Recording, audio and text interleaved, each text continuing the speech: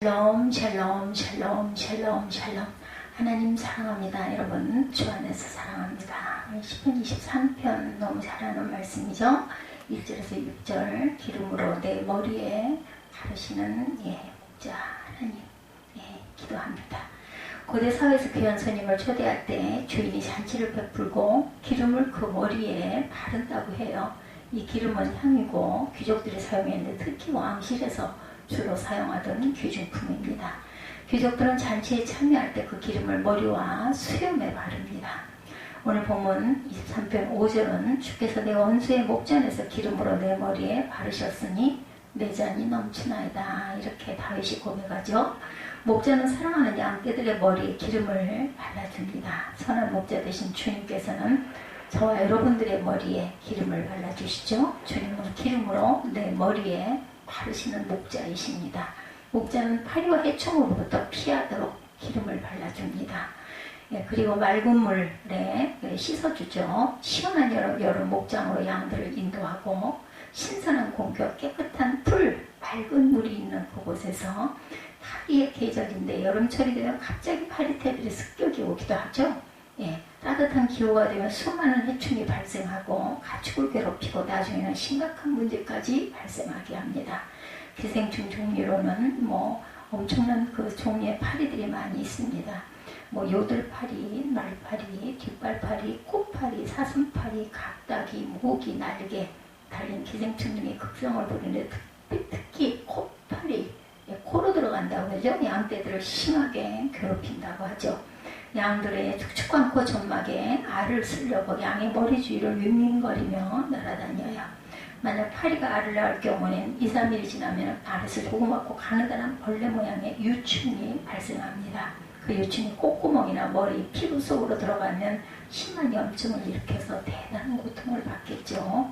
이런 고통에서 벗어나려고 발버둥을 치고 나무나 바위 또는 기둥이나 떨기나무에 그들의 머리를 고의로 부딪히기도 하고 땅에 머리를 문지르고 흔들고 뒹굽니다. 심각한 경우에는 고통을 벗으려고 자살까지 한다고 하네요. 그러므로 코파리가 머리 위를 날아다니면 양들은 두려움과 공포로 정신을 잃어서 목장 이 끝에서 저 끝까지 필사적으로 도망을 하며 미친 듯이 쾅쾅발을 구르다 나중에는 기진맥진에 쓰러지고 만다고 합니다. 양들은 코파리를 피하여 하루 종일 숲속에 들어가서 숨어있는 경우도 있다고 그러네요. 결국 체중 감소와 성장이 중지되고 정신착란증을 일으키기도 한다고 합니다. 그리고 추후에는 몸부림을 치다가 죽는다고 그래요. 그러면 이런 무서운 고통에서 양들이 벗어날 수 있는 길이 없겠나 있겠죠.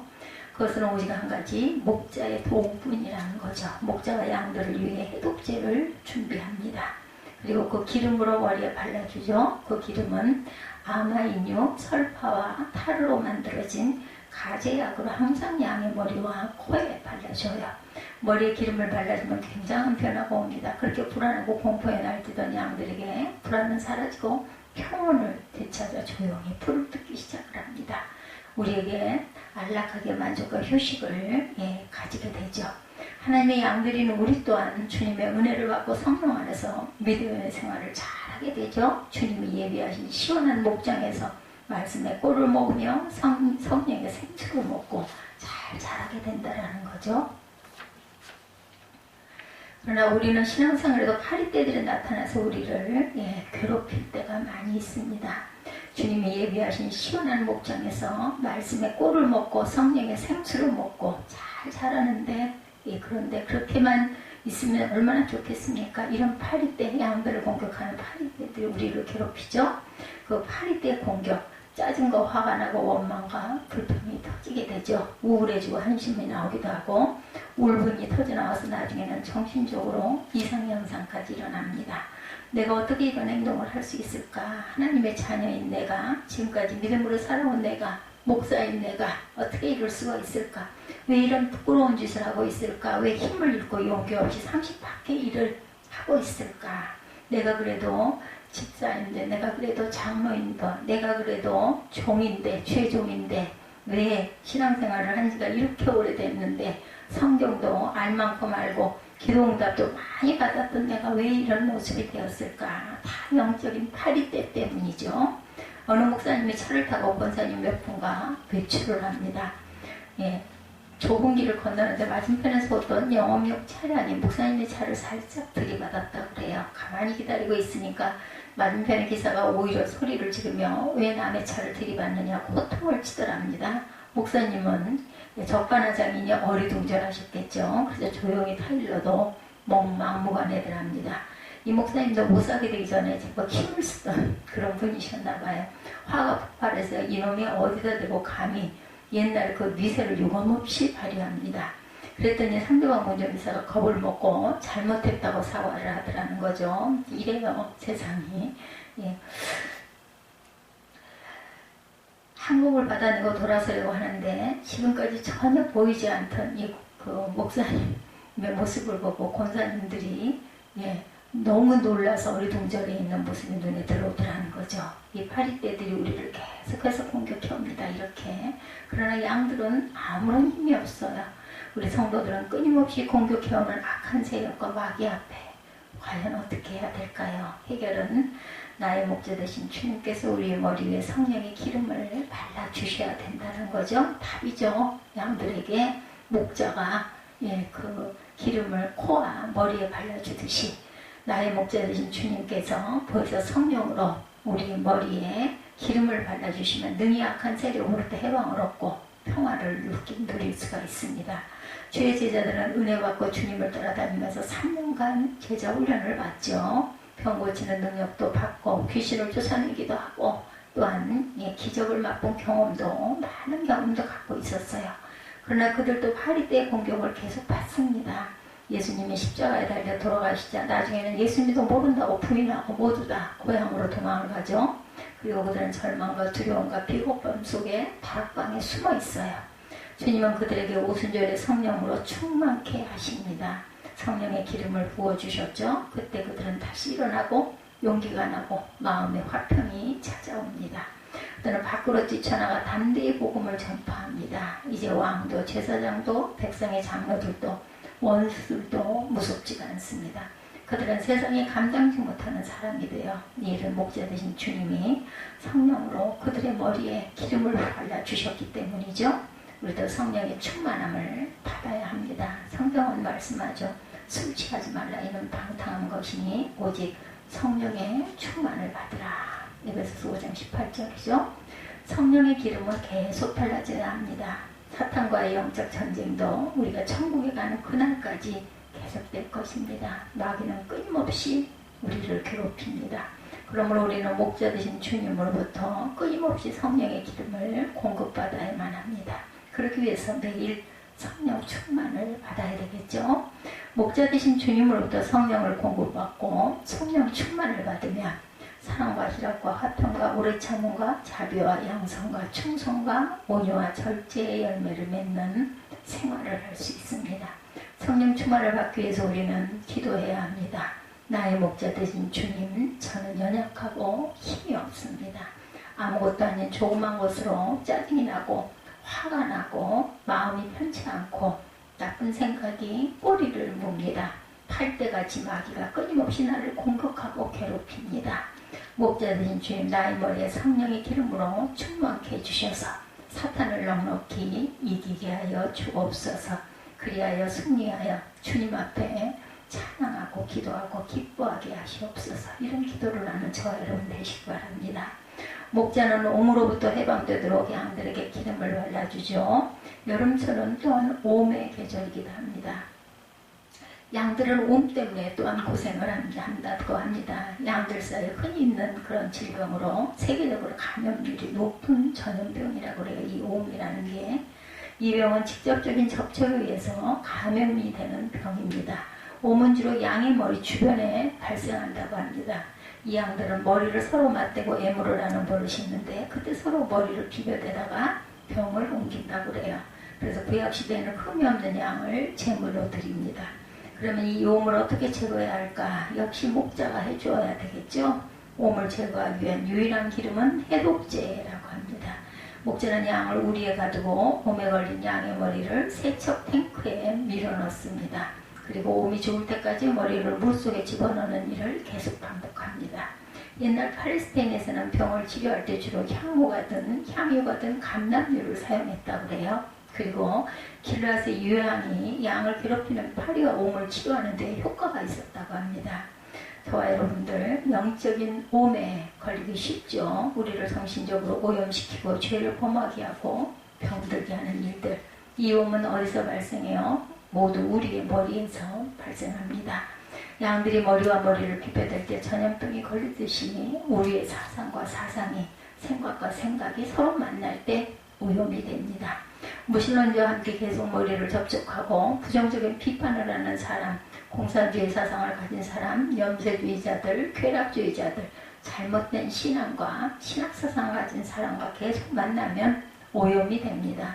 생각이나 사상뿐만 아니라 취미와 감정도 오염이 되죠. 오늘날은 매스컴의 위력이 대단합니다. 비기독교 문화로 넘치고 있는 신문, 방송의 영향을 받아서 많은 성도들이 오염이 되기도 합니다. 앞으로 기독교의 문화를 좀 더 확장시키기 위해서는 우리 젊은이들이 매스컴에 많이 진출해야 할 것입니다. 더구나 믿음의 젊은이들, 그렇죠? 기독교 과정에서 성장한 청년이 서울대학교에 입학을 합니다. 공산주의 사상을 가진 교수를 만나 그의 영향을 받아서 공산주의자가 되고 말았어요. 결국 월북하여서 간첩이 되었고 다시 난파되었다가 체포되어 사형수가 되었습니다.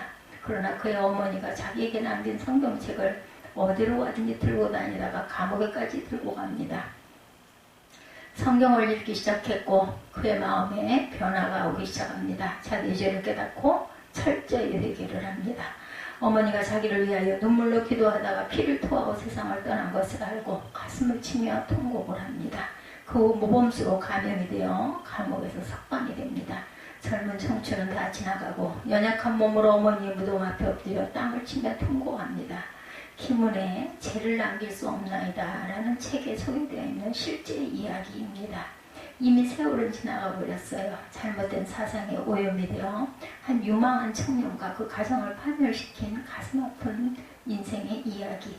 이 세상의 모든 유행과 사조 그리고 불신앙의 사람들을 늘 접촉하고 머리를 맞대면 결국은 폭력과 부정직과 정욕과 무관심과 이기주의가 되어버리고 우리의 고상함이나 순결과 정직과 거룩함과 양보와 정의는 상실되고 맙니다. 주님은 너희는 세상의 소금이여 빛이라고 우리에게 분명히 말씀하셨지만 현실은 이 소금과 빛의 사명을 감당하기에는 너무나 거대한 세속의 물줄기들이 휩쓸려 그들의 사상과 생활과 취미를 따라가고 오염되고 많은 무력한 크리스찬들이 되어갑니다. 그럼 우리가 어떻게 오염과 공해 속에서 자신을 지킬 수가 있겠습니까? 그것은 오직 목자 되신 주님께서 기름으로 우리의 머리를 발라주셔야 합니다. 목자 되신 주님의 성령으로 우리 심령을 적셔 주셔야 되겠죠? 성경은 빌립보서 4장 8절에 정말로 형제들아 무엇에든지 참되며 무엇에든지 경건하며 무엇에든지 오르며 무엇에든지 정결하며 무엇에든지 사랑할 만하며 칭찬받을 만하며 무슨 덕이 있든지 기림이 있든지 이것들을 생각하라 이렇게 증거합니다. 우리는 순간마다 성령의 임재를 기다리며 살아야 되겠죠. 그리고 성령 받기를 기도해야 합니다. 주님은 말씀합니다. 마태복음 7장 11절에 너희가 악한 자라도 좋은 것으로 자식에게 줄 줄 알거든 하물며 하늘에 계신 너희 아버지께서 구하는 자에게 좋은 곳으로 주시지 않겠느냐. 우리는 순간마다 우리를 오염시키는 잘못된 사고로부터 자신을 방어하고 우리를 공격하는 사탄의 괴계를 능히 물리치고 오염된 사람들을 그리스도에게로 돌아오게 하는 주의 성령의 기름으로 충만한 성도가 되시기 바랍니다. 세 번째 목자는 기름을 바름으로 양들의 싸움을 저지시키죠. 여름이 오고 가을이 오면 발정의 계절이 되고 양들은 짝을 찾기 위해서 싸움을 시작합니다. 암양을 차지해야 되는 순양들의 쟁탈전이 벌어지죠. 어느 날은 밤새도록 머리를 부딪히는 소리를 내며 싸우기도 하고 어떤 경우에는 머리에 부상을 입게 되어서 상처가 깊어지면 불구가 되기도 합니다. 그리고 심할 경우에는 종종 죽기도 합니다. 그러므로 이 양들이 종종 싸울 때 목자는 이 싸움을 말려야 돼요. 누가 싸움을 말릴 수 있습니까? 오직 목자만이 싸움을 말릴 수 있습니다. 목자는 양의 머리에 기름을 발라주면 양들이 다시 싸우게 될 때 기름 때문에 계속 미끄러진다고 그래요. 그렇게 되면 양들이 싸우다가 흥미를 잃어 싸움을 포기하게 된다고 하네요. 우리 인간 사회 종종 우리 서로 싸우죠. 친구 사이에도 형제끼리도 부부 사이에도 싸웁니다. 서로 우두머리가 되려고 싸우기도 하고 좋은 곳을 차지하려고 싸우기도 하죠. 자신의 지위와 이익을 위해서 싸우기도 하고 경쟁과 질투와 시기 때문에 다투기도 합니다. 하나님의 양들인 성도들도 종종 싸웁니다. 교회 안에서도 성도끼리 서로 마음이 상해서 다투기도 합니다. 그뿐만 아니라 주님의 제자들도 종종 싸웠어요. 예수님의 제자 중에 야고보와 요한 형제는 서로 예수님과 외사촌이 되는 사이로 알려져 있죠. 하루는 이 세베대의 아들들이 예수께서 그들의 어머니까지 동원해서 청탁을 하죠. 주님의 나라가 임하면 하나들은 주의 우편에 하나들은 주의 좌편에 앉게 해주십시오. 자신의 아들들에게 우의정과 좌의정을 달라는 거예요. 이때 예수께서 명쾌하게 대답하죠. 마지막 날에 주의 우편과 좌편에 앉는 것은 하나님 아버지께서 정해놓으신 것이니 너희가 알 바 아니며 너희와는 상관이 없다. 이렇게 말씀합니다. 이때 주님의 다른 제자들이 모두 분노하죠. 시기와 질투를 합니다. 원인은 서로 높아지고자 자리에 너무 많은 관심을 가져요. 누가복음 9장 23절이죠. 예수님의 제자들에게 하나님 나라를 위하여 복음 전파하는 일을 위해 아무든지 나를 따라오려거든 자기를 부인하고 날마다 자신의 십자가를 지고 나를 쫓을 것이다. 이렇게 말씀하죠. 인자가 온 것은 섬김을 받으려는 것이 아니라 도리어 섬기려 하고 자기 목숨을 많은 사람의 대속물로 주려 함이라고 분명하게 말씀합니다. 세상에는 권세 가진 사람들을 알아주고 높은 자리에 앉아서 대접받는 사람들을 부러워하죠. 그러나 천국에서는 섬기는 자가 대접을 받고 낮아지는 자가 높임을 받습니다. 하나님의 교회도 마찬가지여야 되죠. 모든 직분은 섬김의 직분입니다. 목사, 장로, 집사, 권사, 평신도 모든 성도는 다 예수 그리스도를 섬겨야 되고 교회를 위해 자신을 낮추는 사람들이 되어야 합니다. 그리고 성도들은 서로가 서로를 또한 섬겨야 합니다. 근데 오늘날의 성도들은 서로가 다투고 마음에 상하게 되는 원인을 보면 자신들이 낮아지지 못하고 높아지려고 하기 때문에 그렇습니다. 섬기기를 먼저 하려고 하지 않고 대접받기를 원한다는 거죠. 이 모든 원인은 성령의 기름이 떨어진 결과입니다. 이 싸움을 말리는 방법은 오직 목자 되신 주님께서 양들의 머리 위에 기름을 바르는 것뿐입니다. 예수께서 제자들의 머리 위에 성령의 기름을 발라주심으로 그들은 성령의 사람으로 바뀌어서 사랑의 사도, 평화의 사도로 변화가 됩니다. 우리도 성령의 기름을 발라야 되겠죠. 목자 되신 주님께서 우리를 기름으로 발라주셔야 합니다. 성령 받아 변화되어야 싸움을 멈출 수가 있죠. 성령 받은 성도의 가정은 싸우는 소리가 나지 않고 서로에게 사랑을 베풀려고 힘을 씁니다. 성령 받은 교회는 서로 높아지려고 다투지 않고 오히려 서로 낮아지며 섬기려 합니다. 성령을 모신 성도의 심령과 그 가정과 교회는 모두 은혜가 충만합니다. 우리의 심령은 어떠십니까? 성령 충만하십니까? 여러분들 우리 모든 목자 되신 주님으로부터 성령의 기름을 풍족하게 공급을 받아서 인격이 변화되고 기쁨과 감사가 넘치고 낮아져서 섬기며 주님만 높이는 성도들이 되시기 바랍니다. 네 번째, 나의 잔이 넘치게 하시는 목자이시죠. 5절에 보면 주께서 내 원수의 목전에서 내게 상을 베푸시고 기름으로 내 머리에 바르셨으니 내 잔이 넘치나이다. 아멘.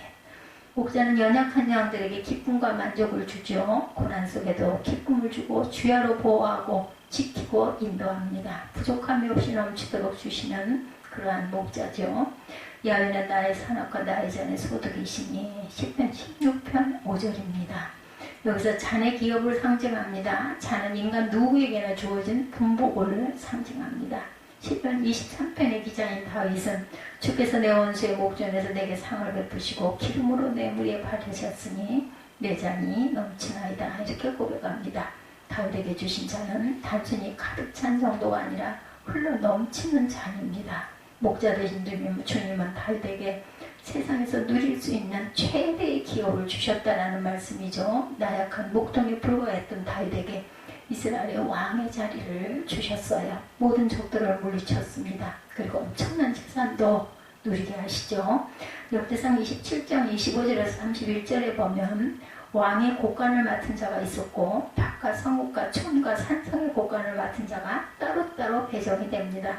밭을 가는 농부를 관리하는 사람, 포도원을 맡은 사람, 포도원의 소산과 포도주 곳간을 맡은 사람, 평야의 감람나무와 뽕나무를 맡은 사람, 기름진 곳간을 관리하는 사람, 골짜기의 소떼를 관리하는 사람, 약대를 관리하는 사람, 그리고 나귀를 관리하고 양떼를 관리하는 사람들이 따로 있었어요. 그리고 수많은 지혜 있는 자들과 모사가 그를 도왔고 막강한 군대도 가졌습니다. 그를 위하고 목숨을 버릴 수 있는 충신들과 장군들과 신복들이 많았어요. 이외에도 다윗은 엄청난 보화가 있었습니다. 그러나 다윗은 자신의 모든 재산을 자기 것으로 여기지 아니하고 하나님의 성전을 짓는데 기쁨으로 바치죠. 우리 주님은 비록 사망의 골짜기를 통과하고 오직 주님만을 목자로 삼고 따르는 신실한 주의 백성들에게 잔이 넘치는 복을 주신다는 것을 잊지 마십시다. 믿음의 사람 다윗도 수많은 사망의 골짜기를 만났지만 오직 목자 되신 주님을 따르며 섬겼기 때문에 그 잔이 흘러 넘치도록 축복하십니다. 우리 주님은 고난 속에도 끝까지 신실하게 따랐던 요셉의 잔에도 넘치는 복을 부어주셨죠. 그를 죽이려다가 노예로 팔아먹은 형들이 잘못을 필 때 요셉의 고백, 우리가 아시죠? 당신들은 나를 헤아려 하였으나 하나님은 그것을 선으로 바꾸사 오늘과 같이 만민의 생명을 구원하게 하시려 하셨나니 당신들은 두려워 마소서 라고 형제들을 오히려 위로하죠. 과연 승리자다운 고백입니다. 요셉의 고백은 나의 잔이 넘치나이다 였어요. 그의 잔은 주의 은혜와 축복으로 흘러 넘쳤습니다. 사마리아 수가성의 여인 또한 불행한 여인이었지만 결혼생활 형편없는 실패를 거듭했지만 예수를 만난 그녀의 인생의 빈잔은 흘러 넘치게 시작합니다. 그녀의 잔은 생수로 가득했고 구원의 감사로 흘러 넘쳤어요. 12년 동안 혈루증으로 고생했던 가련하고 불쌍한 여인이 주님 앞에 나왔을 때 모든 고통으로부터 해방을 받고 그녀의 잔이 넘치고 넘쳤죠. 이 모두가 나의 목자 되신 예수 그리스도를 온전히 의지하고 믿고 따랐기 때문이라는 것. 우리가 잘 아는 콜게이트 치약, 칫솔, 화장품 회사는 아주 인기 있는 사업체였습니다. 그러나 이 콜게이트는 어릴 때 너무 가난한 가정에서 자랍니다. 그의 아버지는 너무 가난했기 때문에 큰아들 콜게이트가 초등학교를 졸업하자마자 너도 이제 이만큼 성장했으니 아버지를 도와라. 모두를 위하여 집을 떠나거라. 이렇게 말씀했다고 해요. 울면서 부모와 형제의 곁을 떠난 콜게이트는 하염없이 길을 걷습니다. 어느 날 배고픔에 지친 그에게 아주 친절한 사람이 나타나 이런 말을 하더라죠. 내가 만약 내 말을 따르기만 하면 반드시 내 이름이 빛나고 많은 사람이 내 이름을 기억하게 돼서 너는 축복의 사람이 될 것이다. 오늘 너의 형편이나 처지를 바라보지 말고 천지와 바다 등을 지으신 야훼 하나님을 섬겨라. 그분을 섬기는 방법으로 반드시 주의를 거룩하게 지켜라. 또한 내 소득의 10분의 1을 반드시 하나님께 바쳐라. 그리고 교회 생활에 충실하거라. 마지막으로 항상 남을 섬기는 삶의 자세로 살아야 한다. 혹시 돈을 많이 벌거나 높은 자리에 오른다 해도 항상 겸손히 행하고 섬기는 자가 되어야 한다. 이렇게만 한다면 반드시 하나님의 축복을 받을 것이다.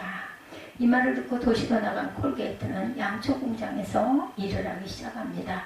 그는 열심히 일하면서 은행에 예수님의 이름으로 계좌를 개설하여 저축을 합니다. 그리고 주일에는 반드시 11조원금을 준비해서 교회에 나갔다고 그래요. 그리고 예배를 경건하게 드리고 성실하게 교회에서 봉사합니다. 그리고 양쪽 공장이 하나님이 주신 천직이라고 믿고 모든 사람이 다 사장이요 나는 모든 사람을 섬긴다는 자세로 일을 했다고 그래요. 콜게이트는 당연히 주인의 신임을 두텁게 받을 수밖에 없었겠죠. 그러던 중 공장의 주인이 세상을 떠나게 되자 그 회사를 콜게이트에게 맡깁니다. 사장이 되어서도 그는 변함없이 지금까지 왔던 대로 오직 하나님 중심으로 섬기는 자세로 열심히 성실하게 일을 합니다. 회사는 점점 확장되고 치약 화장품까지 만드는 대회사가 되어서 미국뿐만 아니라 전 세계까지 지구를 설립하는 거대한 기업의 주인이 됩니다. 그는 큰 회사의 사장이 된 후에도 자신보다 교회를 더 사랑했고 교회의 정리정돈과 청소를 도맡고 다른 사람이 하기 싫어하는 일도 서슴없이 열심히 하고 주일학교 학생 한 명 한 명을 섬긴다는 자세로 돌보고 받들고 섬겼다고 그래요.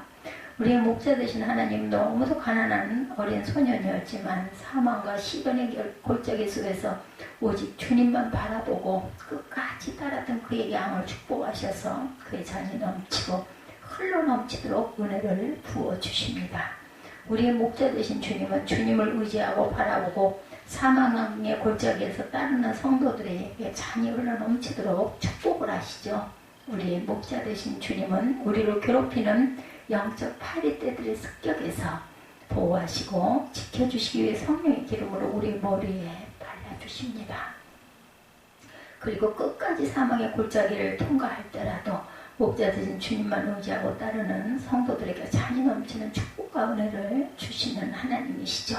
오직 주님 앞에서 성령 충만한 생활로 항상 감사와 기쁨이 넘치는 영과 육이 경건한 양들이 되시기 바랍니다. 그리고 비록 힘들고 어려운 사망의 골짜기를 통과할지라도 끝까지 오직 목자 되신 주님만 따르고 섬겨서 주께서 우리의 잔에 은혜와 축복이 흘러넘치도록 부어주심으로 승리하는 저와 여러분들이 되시기를 주님의 이름으로 축복합니다. 시편 23편 1절에서 6절 기름으로 내 머리에 바르시는 목자, 이런 제목으로 함께 은혜를 나눴습니다.